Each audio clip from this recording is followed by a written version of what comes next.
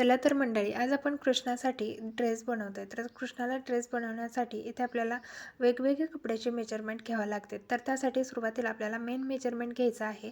आपल्याला रुंदी घ्यायची आहे 4.5 इंच, लांबी घ्यायची आहे 35 इंच. अशा पद्धतीने अस्तर आणि कपडा एकसारखा मोजून घ्यायचा आहे. 35 इंचाचा कपडा असेल तर 35 इंचच आपल्याला अस्तर लागणार आहे 4.5 इंच रुंदीचं.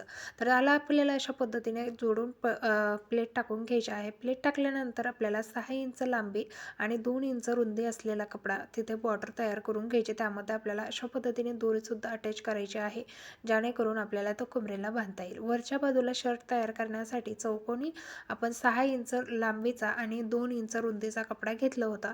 त्याला अशा पद्धतीने आपण एक दोरी तयार करून घेणार आहोत. तर दोन भागामध्ये याला कट करून वरच्या साईडला आपण लावून घ्यायचं. मध्यभागी हा कपडा चिटकून घ्यायचा. मस्त कृष्णाचा ड्रेस तयार झाला. लॉंग व्हिडिओ नक्की पहा. आवडला असल्यास जास्तीत जास्त शेअर